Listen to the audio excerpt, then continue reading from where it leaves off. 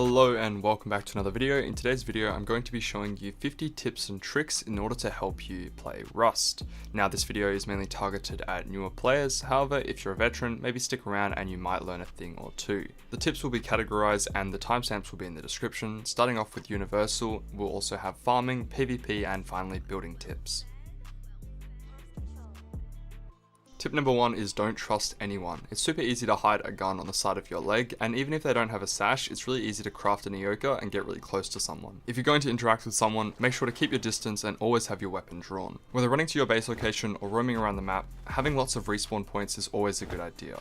Spawn is located on the side of the map which has the most green. As you can see here, it's the top half of the map. If you build anywhere here in the red, you'll be constantly dealing with naked grubs, so it's better to run south and at least build in the bottom 2/3 of the map. This way you'll be able to progress a lot quicker. There's a lot of tedious tasks in Rust, so having binds is almost essential. My favorite one is the auto run, but there's many others that are quite useful. To enter a bind, you just click F1 and type it into console. You need to change X into a different key for each one of these binds, and here's what they all mean. The first one is an auto run, you tap it once and you'll sprint indefinitely. The second one's an auto attack, you can use this to backwards pick walls and just go AFK. The third and fourth ones need to be used together. One increases your field of view and the other decreases it. This allows you to see further away and you can switch it back so you can have a wider range. The fifth one toggles combat log, which is really useful for checking how much damage you've done to players. And the final two are just used to change your audio quickly. This is useful for when you're flying in a helicopter or driving a boat. Everyone should have different settings depending on their computer, but I'll go over the essentials. First off, make sure the music volume is turned all the way down. Rust is a game where you need to use your ears to your advantage, so making sure the music is off is essential. Having a lower sense allows you to control recoil more accurately, although this is preferential. The only thing in the graphics tab that's important is the draw distance. If you've got a weak GPU, I would drop everything and increase the draw distance to max. I usually change mine depending on whether or not I'm recording videos or playing the game. Image effects is probably one of the most important tabs. Pretty much everything in the image effects just makes the game look nicer, so if you want to get better at PvP, then I would pretty much drop everything except for the ones that I have on now. Depth of field makes things at further distance look more blurry, so it's really hard to PvP at long ranges. Things like lens stir and motion blur are just going to add to this problem. In experimental, it's safe to have everything off, but if you've got a strong GPU and computer, you can probably turn the first three on if you wish. In the early game, water can be a bit of an issue, so I would advise building near a river or a lake. Rivers here are in red, and a lake is any body of water that doesn't connect to the ocean and it's in green. In the early game, you can save cloth by healing with comfort. If you stand next to a lit campfire or furnace, you'll notice that your comfort bar starts to go up. As this goes up, your HP will increase as your food depletes. Make sure to have at least 200 food so that you can get to full health, and do note that you can only get to a maximum of 80 health if you're alone next to a campfire. To increase this number, you're either going to need to get extra players or comfort items. An easy comfort item to get is a bear rug, and this increases your comfort, allowing you to get to a higher HP than normal, and then you can usually just bandage the rest of the way. When cooking or smelting, you want to spread out the food or ores as much as possible. This will allow you to cook items faster. If you don't yet own a base, you can craft a stash for only 10 cloth and hide it next to a sleeping bag. Just don't make it too obvious. Usually I place mine a couple meters away from the sleeping bag, but also don't forget where you put the stash. You can hide a bunch of items in here and then stash it away. Do keep in mind that these will despawn after a couple of IRL days. When roaming, you want to be spamming the Alt key so you can look around for enemies. When you're playing Rust, you're always constantly under threat, so this is really helpful for when you're out and about. My final universal tip is try to get rid of gear fear. There's no point in hoarding items in Rust because you're either going to get raided or the server's going to wipe anyway. You're never going to improve if you don't use your items, so try to use your guns while you have them. In the early game, craft up a bone knife in order to whack barrels. They're super cheap and super efficient. When farming nodes with the jackhammer, tap instead of holding it down to save durability and speed up the process. With the ice pick, miss the sparkle on the first swing, and then you'll be able to farm metal or sulfur nodes in one less swing. Nodes tend to spawn more in hilly terrain, and you'll see a build up in the snowy area. I also have a video going more in depth into this if you want to see that. Instead of repeatedly hitting a tree, you can actually trade stone for wood at outposts. There's many other things you can buy with scrap being the main form of currency, and if you go to Rust Labs, you can see all the different things here. When looting barrels, if you use hover loot, you can actually loot things much quicker. Default key is set to H, but you can rebind it to anything else. Mine's bound to T, so whenever I hold T over all the items, I can quickly loot them. If you're having a tough time contesting the people on the road, then you can actually get into a boat and go farm the ocean. It's slightly less efficient, but you'll be a lot more safer out here. I also have an in-depth video going over the exact numbers when it comes to farming the ocean. If you're looking for animals, they naturally migrate towards the east. This is because of their coding, and it might get patched, but for now, if you run the east coast, you're bound to find lots and lots of animals stacked on the shore. In the early game, you want to prioritize farming bears and boars. This is because they give you a lot of low grade. Wolves are okay too, however, they only really give you leather and the wolf headdress. Stags aren't really worth your time with the bow because once they get hit once, they'll run away really far, so I'd only really farm them if you had a gun or multiple people with a crossbow. Chickens aren't worth your time at all. When fighting hostile mobs, place a foundation and you can attack them from there.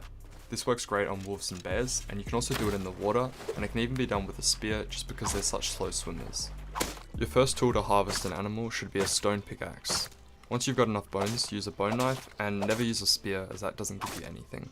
In the early game, scientists are a great form of some extra loot and some green cards. You can also harvest their body for extra cloth, which is extremely beneficial in the early game. Always make sure you're 100 HP if you can. This will save you a lot of fights, and it's quite easy to do by just running around picking up cloth and making bandages, use food or the campfire healing technique that I showed you earlier.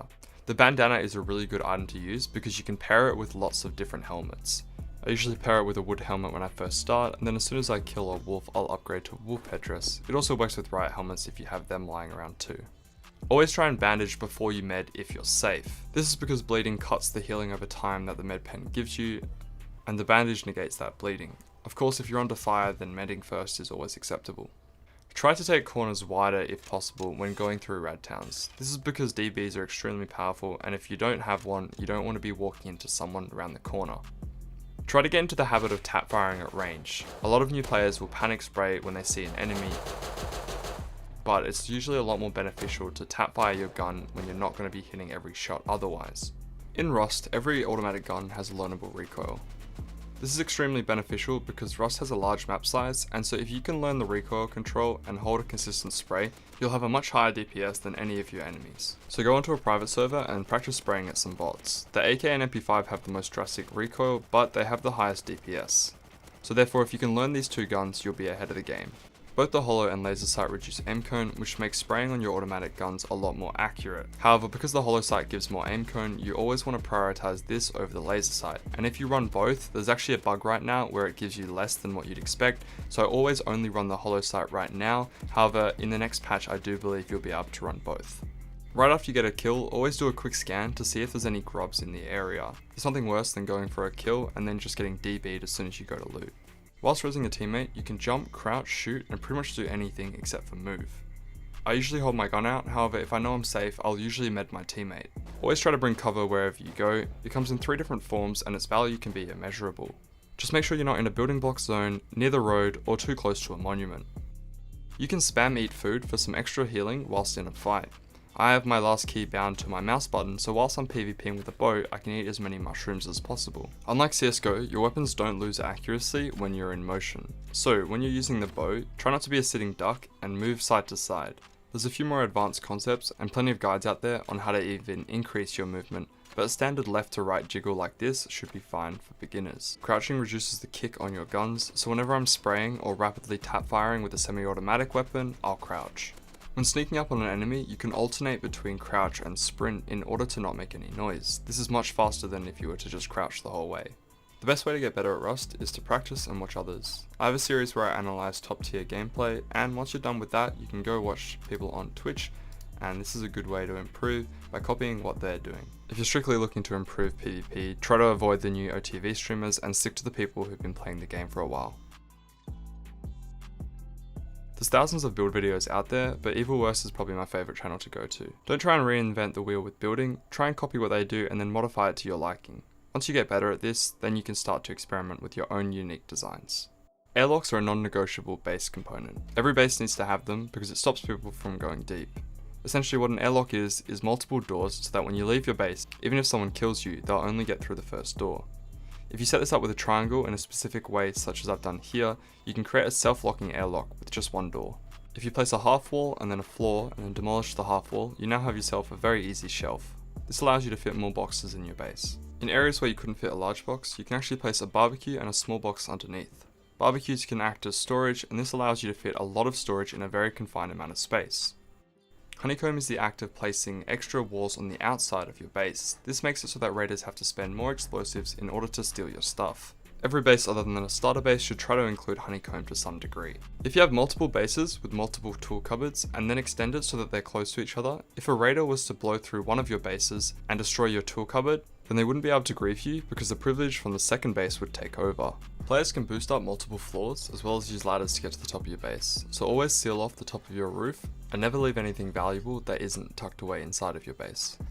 If you can afford to, upgrade your floors to sheet metal. This is because it's one of the cheapest things to upgrade and it stops people from backwards picking up through the middle of your base. Always try to incorporate a couple of shop fronts or glass windows at the front of your base. This makes it so that it's easier to scout for door campers and it's just better to have it at your airlock than not. 3 furnaces will fit perfectly in a triangle. So wherever you have a triangle in your base, you want to try and add 3 furnaces, and then when you log off for the night you can put a glass window. Alternatively, you can do a door and just close it off whenever. If you put a lock on your tool cupboard, it means that when raiders finally get to it, they won't be able to loot it. Instead, they'll have to destroy it, and some of the mats will actually go into the upkeep.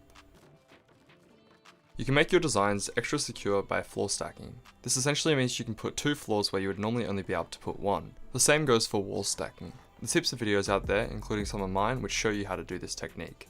I highly recommend you check it out once you're getting more intermediate with your building. And my final tip, the big 50, is to have fun. Remember that this is just a game at the end of the day. There's plenty of ways that you can be hyper efficient and try to improve, sweat, be the best of the game, but it is just a game, so enjoy yourself. And that is the end of the video.